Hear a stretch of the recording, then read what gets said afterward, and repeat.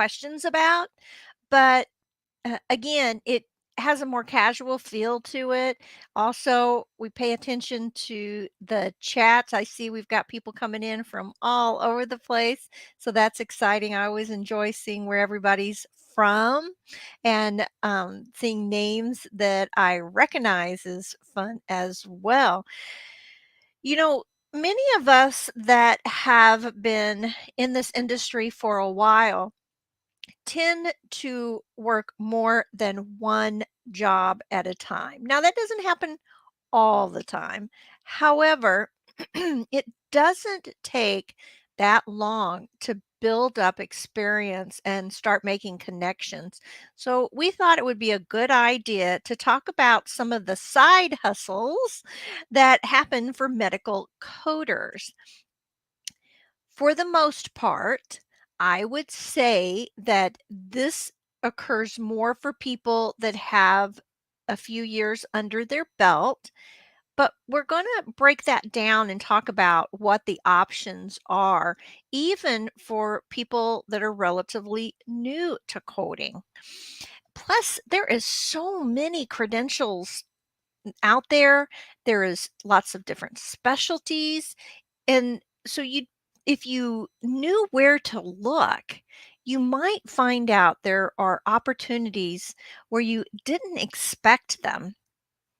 I think the first thing we should consider is if you're wanting to pick up a side job, then what's the purpose? What's the primary purposes for you to doing that?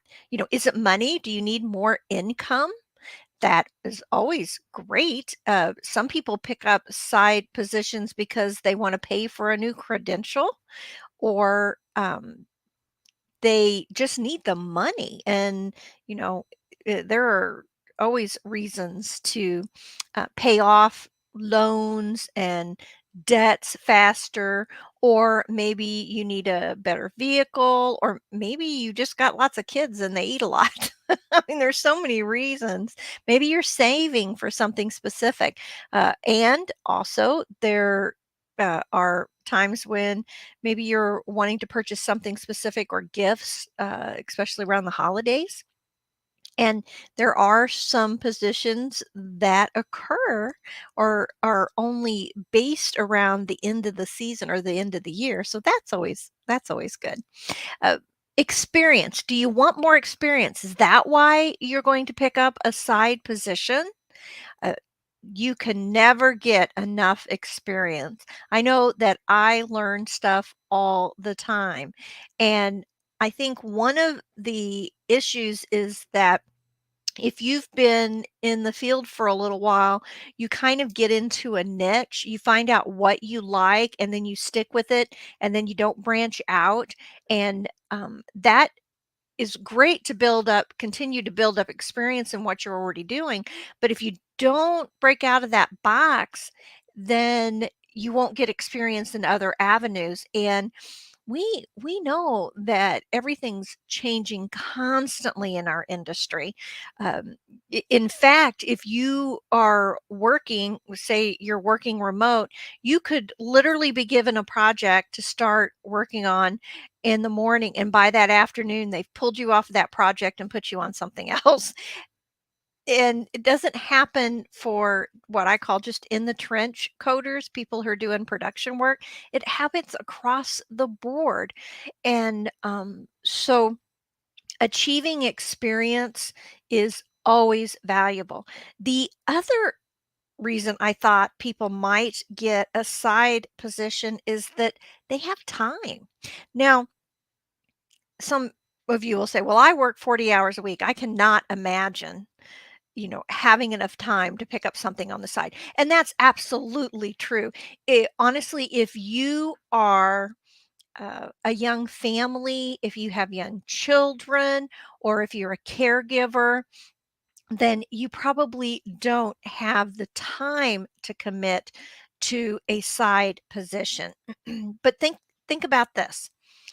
If you were working full time and you are going to school on the side, and you may be doing that as you're picking up your credential, right? Getting ready to test, then would it be possible for you to then get a coding position, and the time that you used to study before would be the time that you worked on a second contract or worked on some other things? Again, this is not for everybody. Uh, I I know that some people, when I tell them what I do and how much I do, they say, "How in the world do you do that?" But the fact is, my children are all grown, and my husband doesn't have the time constraint with his position at this time. Now, it wasn't like that 10 years ago, 5 years ago, 20 years ago. Absolutely, that would not have happened. But I do remember working full time and going to school at the same time. And then when my education was done, thinking, oh, I've got all this time in my hands. And you have to remember to take care of yourself. So again, I I find myself that because I enjoy what I do, I could zone in and sit in front of a computer for, 12, 13, 15 more hours than most people would work in a day because I enjoy what I'm doing. But that's not healthy. Not healthy at all. I have to make myself get up and um, just walk around for circulation. So don't consider picking up side jobs unless you truly have the time to commit to that.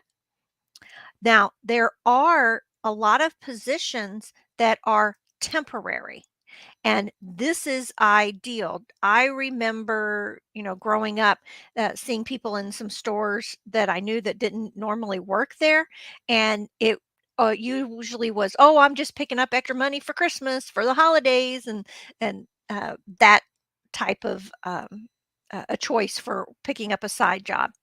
And again, that's a great idea because you do have a skill set that allows you to pick up side jobs if you are aware of them, if you have the right networking and the time and the opportunity. So, again, what's the purpose? Do you want to pick up extra money? Do you want to get extra experience in another area of your chosen career?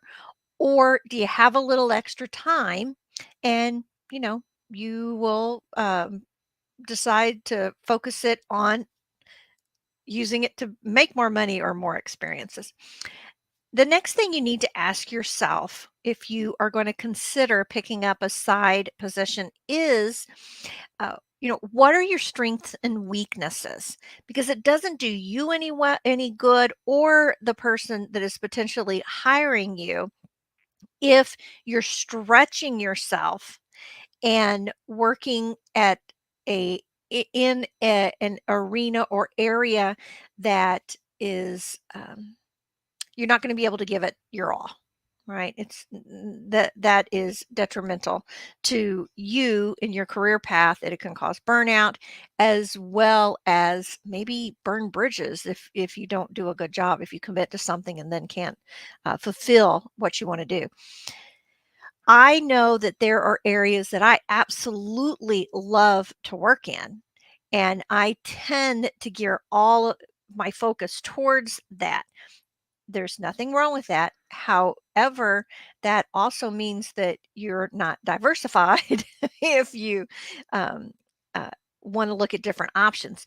But knowing what my strengths are and what's easy for me allows me to say yes or no to a contract or a request or a consult that comes up. So I had a uh, position, it's not really a position, it was a lecture that was offered to me to see if I would be willing to do it. And they asked last year, and it was going to be for a type of a symposium specifically for sonographers.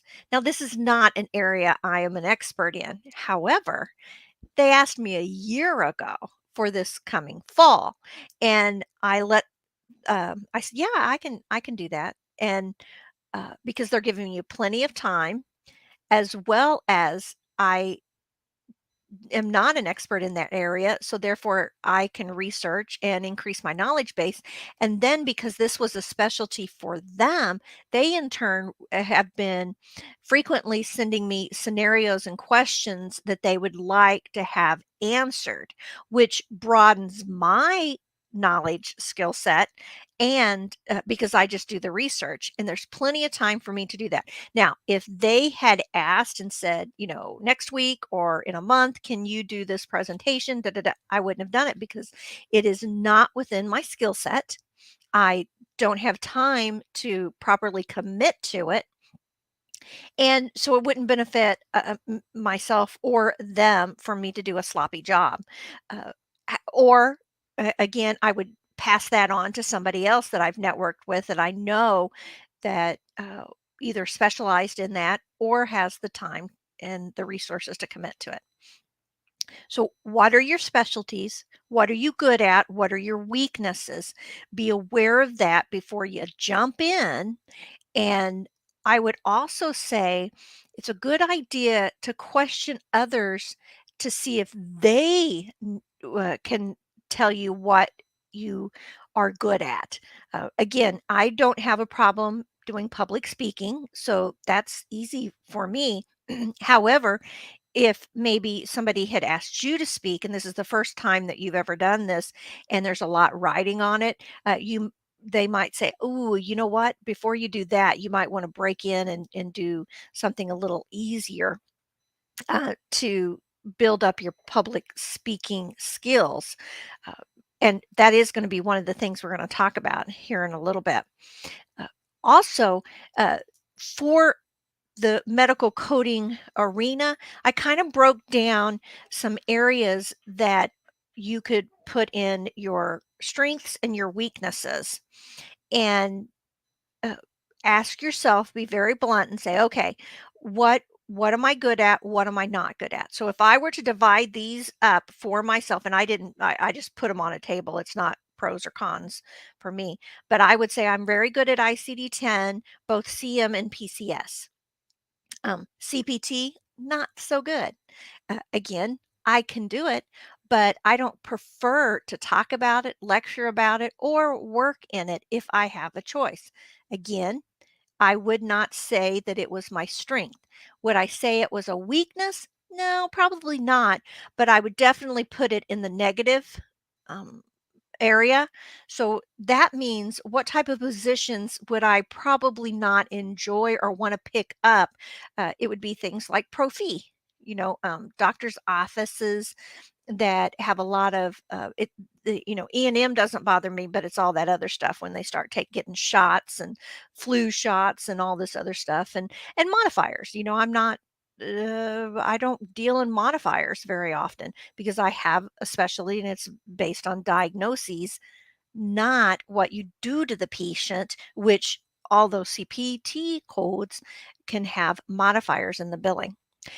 Abstraction, yeah, I can abstract content out of reading a documentation very well because I've done it long enough, and so I know what documentation to look for. I know where to find them, and not only can I find them in particular notes, but I know how to find them in different EMR platforms, which is also a time saving. So it doesn't matter if they're an Epic or Cengage or some of the others. I pretty much know how to navigate all of those. Um, and that's strictly from doing it, not just abstracting or pulling information from a document, but being able to navigate the EMRs themselves. Is that a positive or negative for you? Do you have experience in there? The documentation itself. Now, abstraction, when I say abstraction, I think to myself, can you pull out the content that represents the code to translate? Can you do that quickly? Documentation, I think of that as all the different type of documentation. Can you read a home health note, physical therapy note? What about a speech therapy? Can you read a cardiology consult? What about pulmonology, sleep studies? All of these type inpatient ER visit. can you read that type of documentation? The disease process. Now, most of us are, uh, I would say that we learn the disease process pretty quickly. However, I don't think we ever completely learn it. I learned something today. I had no clue about it when the person was telling me about it. They were doing a presentation. It's like, "Oh, I didn't know that. That seems like I should know that." And so again, it's something you're always learning. But people that would have an advantage in this area would be people that have worked in a clinical setting. Now, that doesn't mean you necessarily have to be a clinician, a nurse, or any other type of maybe a provider. However, if you're working in a clinical setting, maybe even nursing homes and skilled facilities, then you see that disease process and you hear the verbiage and or you just know it because you went to school for it. Medications, do you know that? If you know medications and their purposes and their uses, then you can break down different types of medications via the suffix of the name of the medication. Yeah, that saves you a lot of time and makes you a better coder. Billing, not my expertise. No, can I do it? Yeah, I could.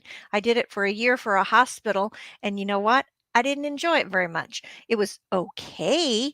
However, it was just a very negative type for me because everything was always, that you always dealt with rejection. It seemed like, and again, I can do it, but I didn't. I realized that I didn't enjoy it.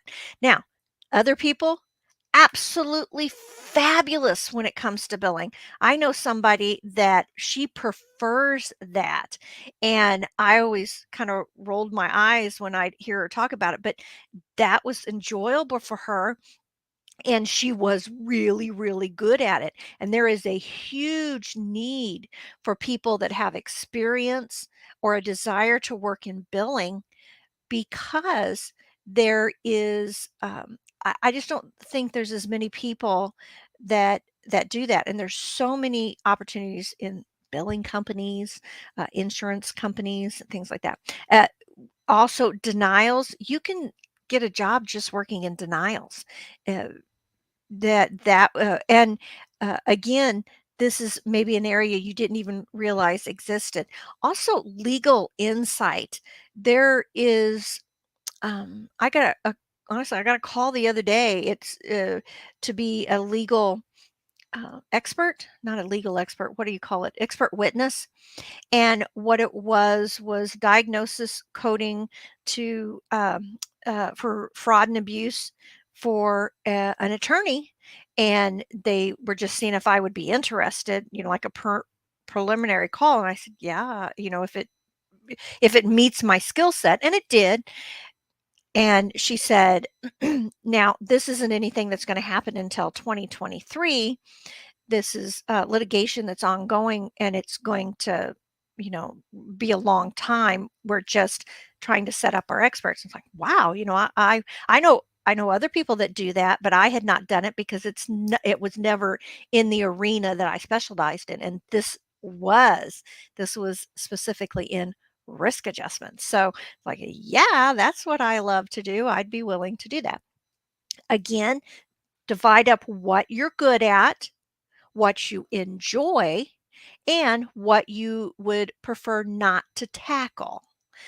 Again, positives and negatives. Once you divide that up, then that'll allow you to kind of fine tune and focus what area you would like to pick up extra positions in. I'm going to take a minute just to kind of look at some of these posts that are coming through. You guys are really hopping here. So great places I see everybody's from. Where's the best place to find side jobs? I'm going to mention that at the end. There's some good areas that I want to suggest to you.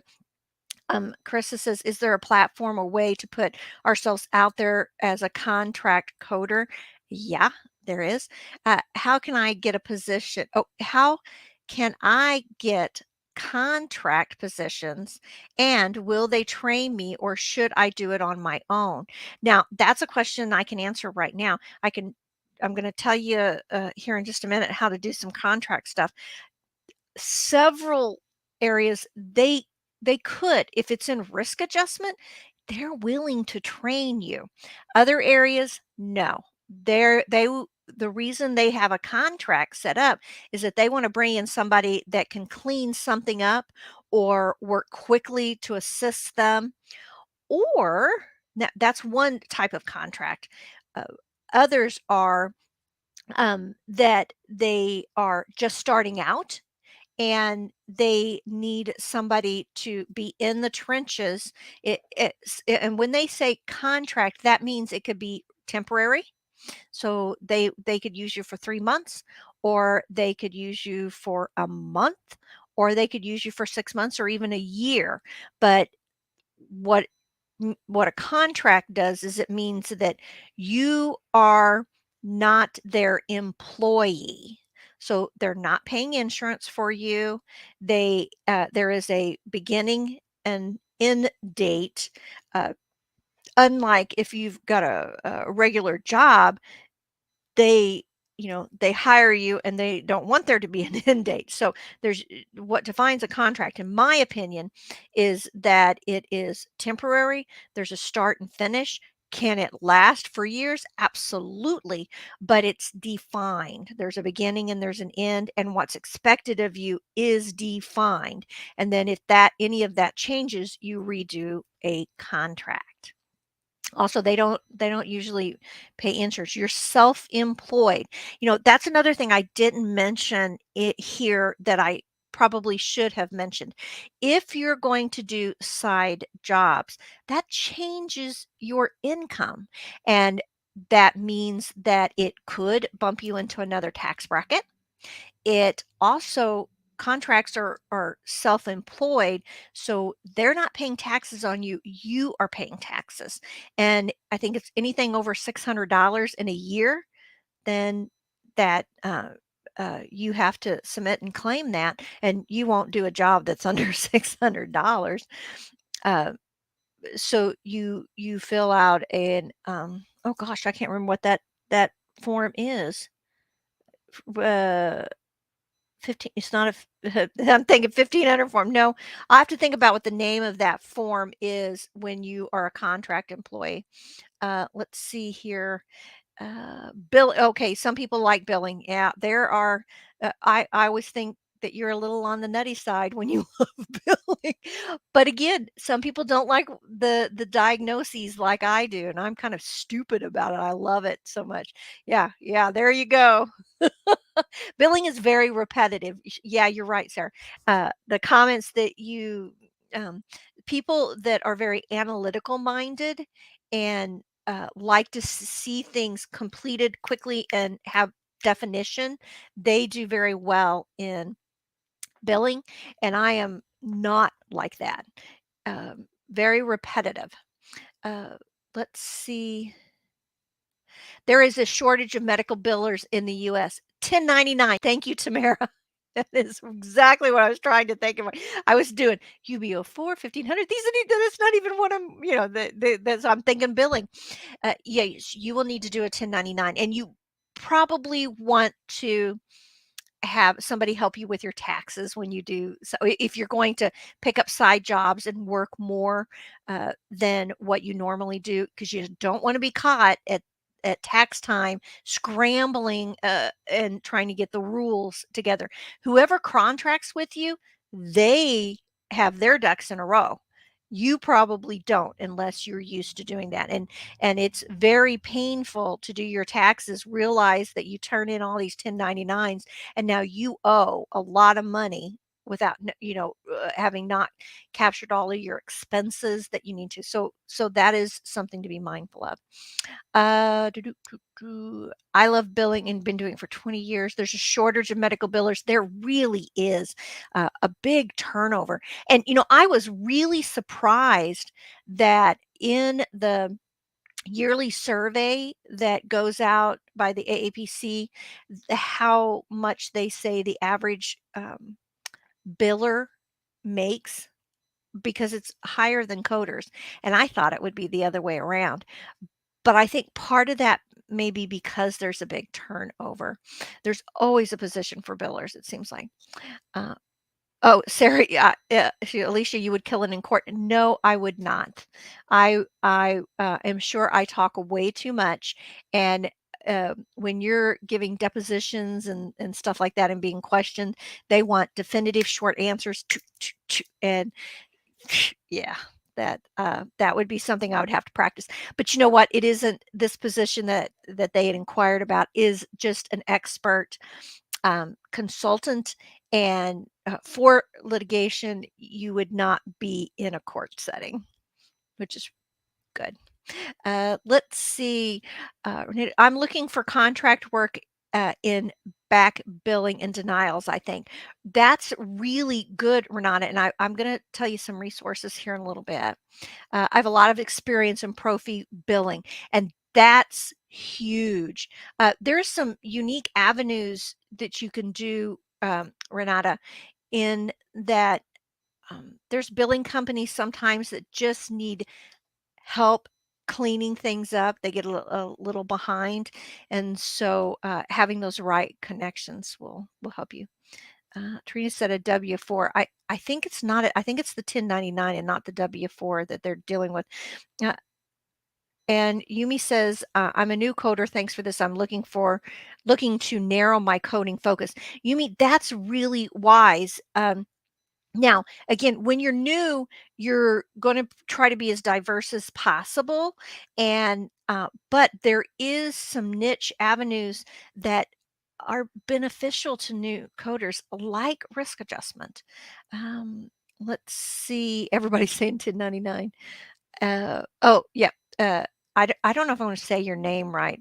It's Kakalik, or I love to solve, and that is I don't like puzzles. I don't like solving problems. Now, I like the creative offering options, not solving problems. I do like to investigate. And so that is another thing we could have put on here as a skill set is your personality type, your learning ability, the way you communicate with others. Those are also part of your skill set. Uh, so if you have a very analytical type mind, then that will assist you in one type of side job. Whereas if you are more of I could think of myself as a flighty mind, then there's other positions that aren't good for you. Robin says, I'm still in my school, which sucks, not through CCO, but I wish it was. We're always here to help you. Don't worry, Robin. But I'm leaning more towards billing than coding. Okay, so you're one of those, Robin. And that's one of the advantages of your education. I used to tell my students that when you get in and you start doing this chapter work and working with the disease processes, you may find that CPT resonates with you. You may find that ICD, or there may be that billing aspect that really triggers your interest. And that's the one of the best ways to learn that is by the education that you go through. Um, Cherise says, and to avoid penalties, you have to pay taxes, federal and state, quarterly. You're right. I learned that at a young age because my mother had a little shop, and she would pay quarterlies in so that you took care of not being hit at the end of the year. Let's see. Yeah, W-4s for employee, 1099 for contract. Okay, so Robin says, what are good side skills for new, no experienced people, but have, say, a CPC certification? I would say learn the Microsoft programs. You need to be very good at Excel. You need to know how to work Teams. You need to Outlook. You would be surprised, little things like sending out an email and getting notified when they opened and read that email. If Can you do that? Do you know how to set up the email to do that? Uh, Forms, how to put forms in and surveys and things like that in an email. It's those things that help you along the way. Mm, Okay, let's jump back in here. I'm seeing we're pretty caught up with the questions, I think. Now, the options, though, is that um, one is remote work.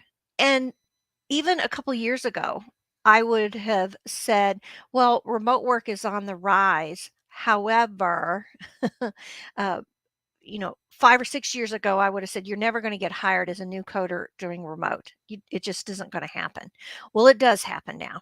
And risk adjustment is a good way to get started because they do contracts. And they will pull you in as an employee. They'll even train you, and they want results, mass production kind of scenario. And they say, okay, the contract's completed that they got, and so they'll let you go. And that's a great way to build up experience. Working for the big MA plans, UHC and Optum is one of the big ones that hires people, but there's so many others. In-house, if you work in-house, it is a whole lot harder to work side jobs. And part of that is just the travel time, the logistics of it. You've got to drive into work. You take a lunch hour. You got to drive home and then fix supper. And when you're going to go to the grocery store, and then drive the kids around to their practices and so on and so forth. So in-house is a lot harder to do. Can you work in-house and work a remote position on the side? Yes, you can. Education. Have you considered getting involved with online educating, being a mentor, being a coach, or working with a tech school or some of the colleges that have coding and billing courses? They often are needing people to assist them, especially if they have a large classroom. But even some of the online educators are looking for coaches or interns. Um, so you might consider that. Uh, your regular consult work that we've talked about. Now, consultants usually are experts. So you don't pick up consult jobs unless you have a specialty or you've done it, for a while. That's not going to be a arena for new people. However, if you've been working for a few years or even just a couple years, then you could do some consult work on the side, especially if you have a specialty. You could write exams. It is really hard to write exam questions, and some people are better at it than others. This is a skill that can earn you a little extra money. You could even sell a practice exam if you want to write one, but let me give you a little tip. Um, you you have to make sure you're doing it correctly. So if you were to write an exam, you want to have it vetted by several people, or they're going to come back and haunt you if you have any errors in spelling, even grammatical and stuff, which is not a problem. Just have more than one person vet it before you try to sell it. Also, there's a lot of schools that are needing exams. There are also employers that are wanting exams for pre-employment exams. So you might consider doing that, specializing in writing those. If you are going to do them, you can gear them towards specialties, specialty credentials, or maybe not even the credential itself, but say sonography or cancer coding things like that. Come up with an area to specialize in, and you can't just do 5. You need to do 30, 60, 100. Um, uh, but there are people that would pay per question, but usually per exam, but it has to be really, really good. So you want to have it vetted, and then guest speaking. Now, if you are a person that doesn't mind to get up in front of people and you have that speaking presence, then you can do this as a person who is new. Uh, it doesn't pay what you think. It really doesn't pay that well, because often people in our arena volunteer speaking. Now, that isn't always the case. Even local chapters, CCO volunteers, that's how we give back to our community, is we offer speaking, uh, uh, being a guest speaker for free. Uh, However, if you offer to speak for different chapters, they could pay you anywhere from $25 to $125, maybe. Uh, uh, or they would give you gift certificates and things. Mm, but don't base guest speaking. It does not make you rich, but it is absolutely an area that if you have a specific lecture that you create and it's going to be beneficial to a wide group, absolutely it is a way to earn a little extra money. And it also looks really good on your resume. So you might start out volunteering at your local chapters to be a guest speaker in the beginning, and then as people get to know you and you improve maybe a specific lecture that you have, then they'll start telling other people, and it can be a lot of fun. So that may be something that you have not considered. uh, Now let's talk about these last bullet points. The side work can help you build experience. It also allows you, when working remote, to work more hours, because, well, I know a lot of people that start at 5 or 6 o'clock in the morning, and they work one job, the first job, and then they take a few hours off, and then they start another job and work in the evenings, or they pick up jobs and they work on like Friday, Saturday, and Sundays. You can work 3, 4, 10 hours, on the side.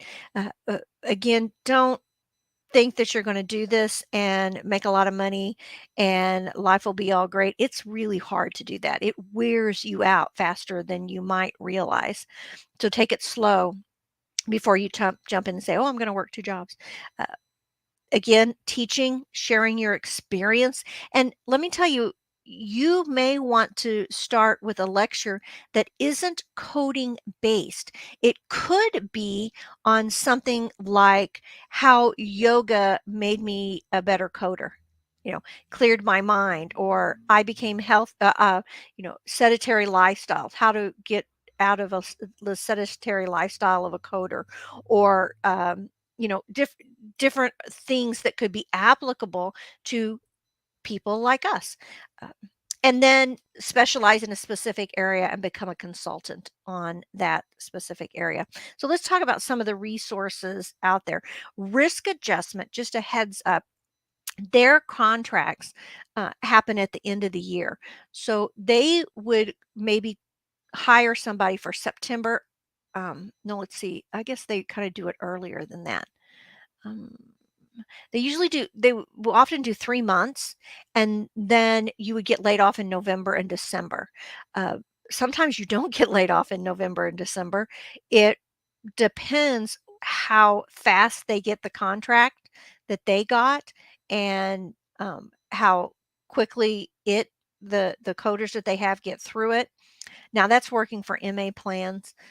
However, risk adjustment has grown so much. I think there's probably avenues and resources out there for positions doing contract work that I'm not even aware of yet, uh, because it's not like when I was in the trenches. It's changed quite a bit.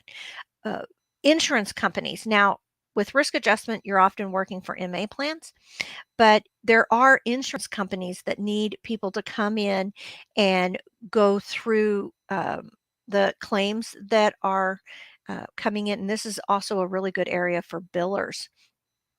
Then the best thing that you can do for yourself to answer some of those questions is earlier is find recruiters. Uh, have found the best place to find recruiters is on LinkedIn. Now, that means that you need to change or create your profile to show that you're looking for contract work, that uh, literally put in the information under your name that you're, accepting recruiters or, welcoming recruiters to contact you. Another thing you can do is find other people that have been in the industry for a while. For example, I don't know how many people I have on LinkedIn, but I know it's over 20,000. So everybody's in, probably 97% of all the people that I have are in the medical field. And a lot of them are recruiters. So they go onto somebody else's profile, look and see if they have contacts that are recruiters. Feel free to reach out to them. They will most likely tell you they don't have anything right now, but they would like to get your information.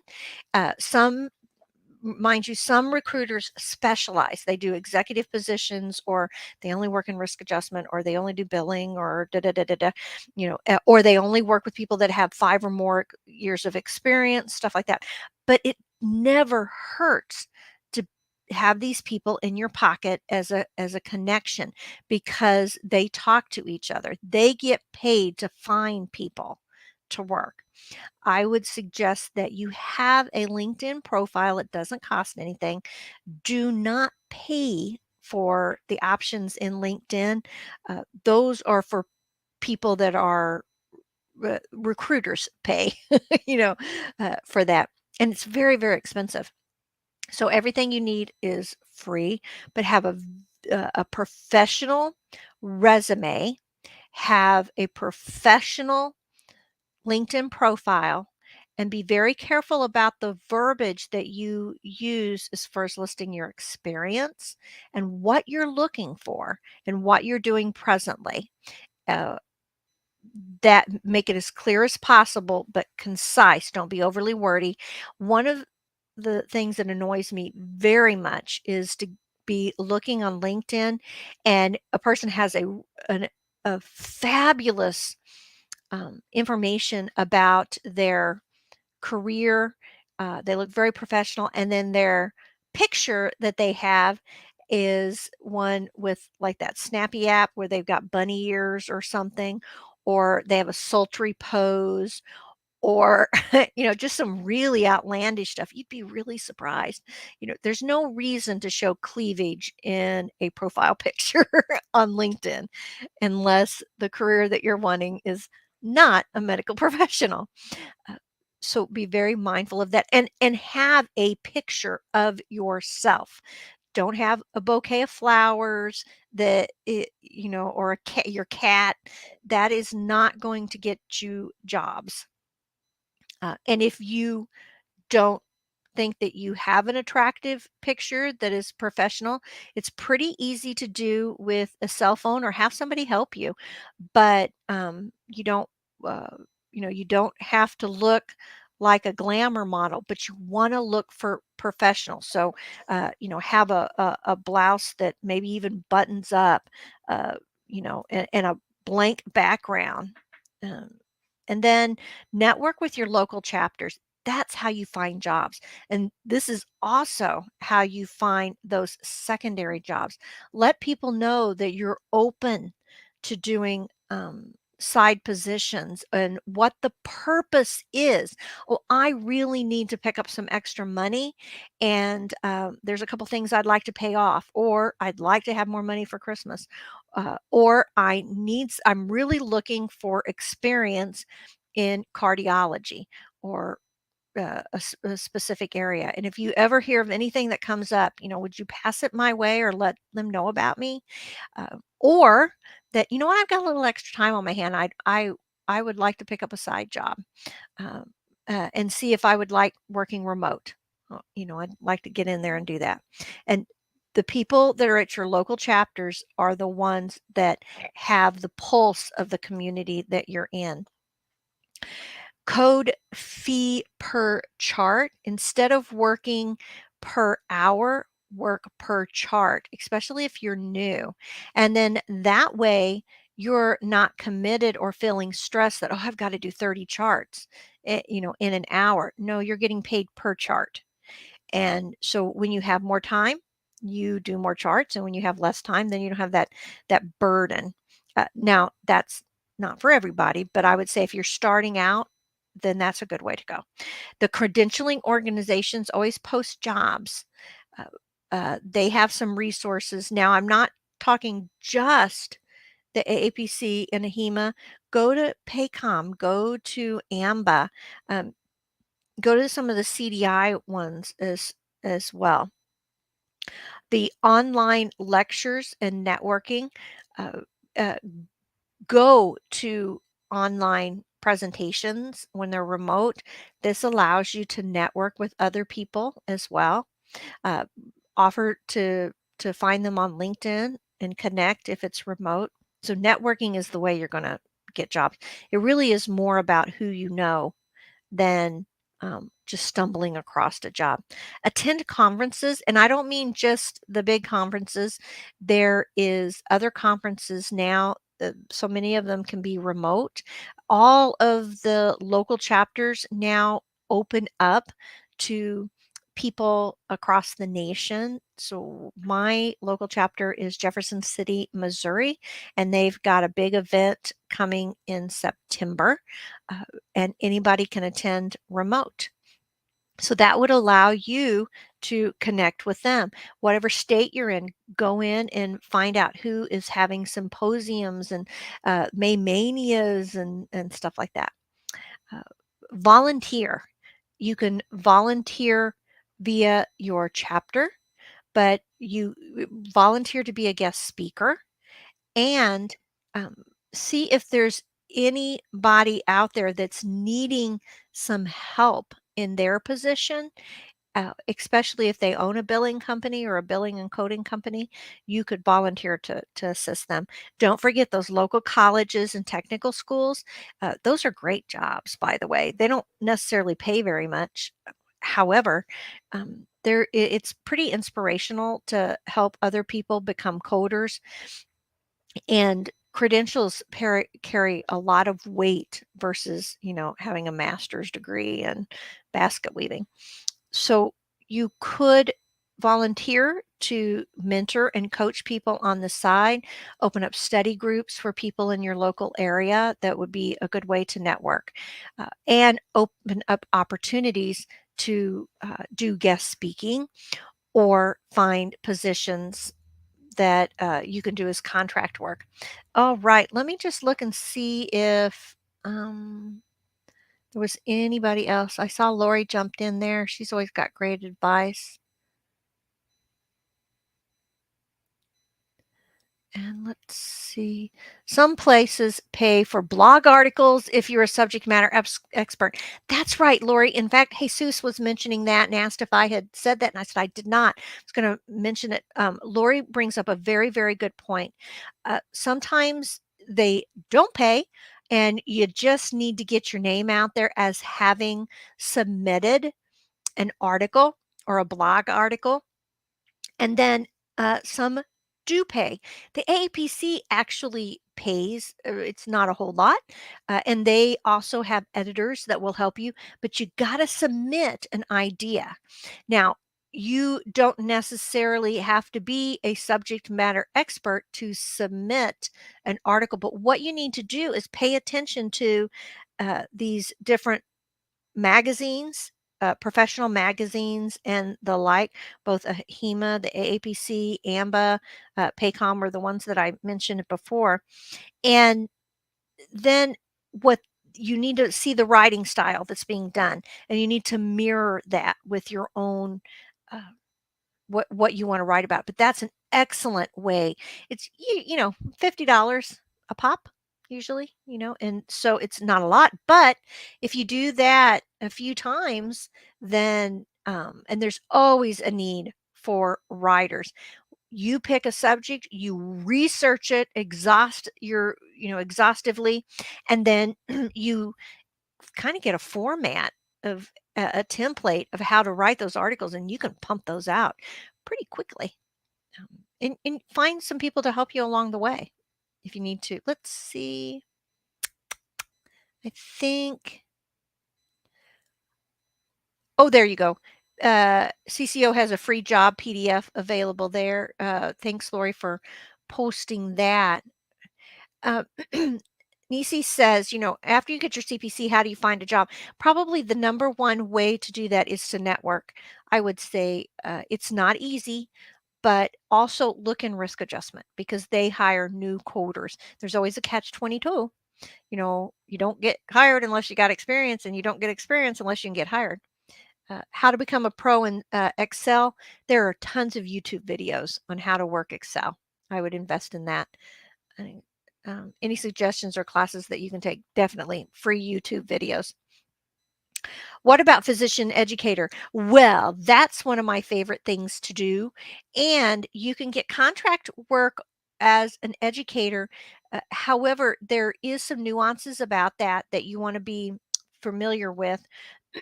One is, do they want you to audit before you do educating? I would say that there are a lot of new jobs in provider education, and you want to look at hospital systems that have clinic systems as well. That's where you're going to find those positions, hospital groups, doctors groups. Oh, Raxon wants to know how to get experience in risk, or how to get a job in risk adjustment. Probably the number one hirer person, organization that hires for risk adjustment that I know of, again, is Optum. They have the UHC contract, and you can check with them. But you're going to find recruiters that can then help you along the way. How much work is remote work? I'm not sure. Please clarify that. Do you mean how much do you get paid, or how much do you do? Boston Medical Center is hiring remote coders. You do not have to live in Massachusetts. See, Debbie is giving you exactly what you need by networking and um, finding out where the need is. Again, if you want to work remote, you better be very savvy with Excel and Outlook. Those are going to be key. Sometimes they will make you take a test in Excel.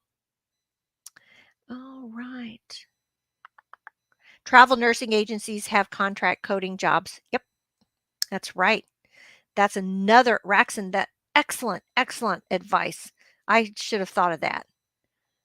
Project Resume is specifically for coders. They did a great job on my resume. They are brilliant. We interviewed them, and Anne, go to our YouTube channel and you should be able to find that Project Resume. Bobby, I agree. They are the leader right now because they specialize in coders, and sometimes it's a point system where you have to have the keywords. I need help setting up my LinkedIn profile. Where can I get help for that? You know what? Probably Project Resume would be able to help you with that. In fact, they would have resources. That would be the way to go. I would also look on YouTube. There's got to be people out there that have done videos on making professional LinkedIn profiles. I don't know the name of, Harry, Elizabeth, of any companies that pay per chart off the top of my head. I know they're out there, and the recruiters would be able to tell you that. That is always really, really good for new coders because, again, then the people that have hired you aren't committed to paying you for work that you can't complete yet because your production's low, and you don't feel that burden of, oh, am I keeping up? Code is a remote coding company that pays per chart. It's KODE. So you can check with them. Thank you. Do, do, do. Always, always who you know more than what you know. Really, Renata, that is true. And that's why at all times you want to keep that professional, friendly, courteous, willing to be helpful at your local chapters and whenever you're out there working. If you've got a sour attitude, that will get you nixed from jobs. And when you walk in for an interview, the person who's sitting behind the desk, not the person who interviews you, carries a lot more weight than you think. So you want to be very kind, courteous, and professional to that person. Don't ever talk negative or complain about your drive and, things like that. A master's degree in basket weaving, I'm dying. Yeah, well, there's some jobs that they don't care if you have what your degree is in, but I used to say that I'm going to get a degree in basket weaving. Mm, Carla's doing okay. I think that let's see. Michelle says, yeah, Udemy for Excel. Project Resume, there's the link. CSI companies hire for Optum. They hire for Optum every year. Very good. I just know Optum UHC is one of the biggest. They're out of Tennessee. The risk adjustment is out of Tennessee. However, uh, every MA plan is going to have the same thing. And now everybody risk adjusts. So a lot of people are scrambling for risk adjustment coders. Do you know anything about contract in Texas? Yeah, Renata, I do. But the big areas that you're going to find those is going to be the Dallas Fort Worth area and Houston. Houston is one of the largest areas for coders in the nation. I think it's like the top three. I don't know that many people out of Houston. I did speak a lot down there. Great local chapters, and there's like 4 or 5 out of Houston, and there is a lot up in Dallas. I know several of them. You can find them on the AAPC website. Go to find a chapter, and you can get who the chapter president is and reach out to them. Entry level salary for coders can be very different. Probably, you most everybody starts out about $19 an hour still. Yeah, that hasn't changed too much. I would say remote coders, that's pretty average. Um, and then, Lakeisha says, I just passed my CRC last month. Congratulations. Welcome to the risk adjustment family of nuts. We do love it. Renata says, I'm in Houston. Yeah, there really is. You need to connect with some of the local chapters there. They're very active. They would love to have somebody be involved with them. And like I said, have that opportunity to, be a guest speaker, volunteer to help set up tables, bring snacks. I mean, there's just all kinds of things that will endear you to the people there. Oh, let's see. I work at UHC's Hawaii call center as a provider rep. When I got certified, I tried to transition to a claim exam specialist, but I was a grade shy of qualifying. That doesn't mean you can't keep trying. But you work in a lab now. That's great. That's fabulous. Lori says salary always matches experience, and the more experience you have, the uh, those coders make more money. A lot of times, you get a raise if you work for a hospital system. You get a raise every year. That it's just part of the platform, the way they work, and uh, a lot of times you are paid in addition by them paying for other credentials, experience, training, CEUs. There's a lot of perks for working for larger groups like that.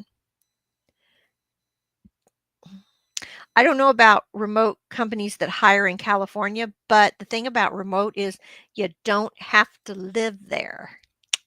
So I wouldn't just look for something in California. I would absolutely check out just the positions. And we've been talking for a long time, guys. I love this type of thing. I feel that CCO works really hard to give back. Lori, you can reach out to her. She's our social media expert, and you can reach out to her via Facebook. She's on LinkedIn also, and or send in a note to our CCO forum, and she can, hopefully get you into another group. Uh, what I was wanting to say though is also there's online groups that can be beneficial to you, but it'd probably be a good idea to, before you go joining any of them, is to have them vetted through somebody, because some of them, they're not all equal. And Lori would be a good one to ask, and that's another good way to network, both on LinkedIn and Facebook. And you guys, thanks for joining us tonight. I hope this was helpful to you, or at least it sparked your interest in looking at options if you want to get some side jobs. Uh, uh, and like we said, a lot of it has to do with who you know. And as you network, we did a great video here some time ago on how to network and the benefits of network. And again, one of the first ways that you can network is by joining our CCO club at cco.us/club, or our free forum, and reach out and connect with Lori both on LinkedIn and on Facebook. She has coding, her coding groups, as well as CCO has groups in there too that she helps with. So thank you guys, and we'll see you next time. Have fun. Bye-bye.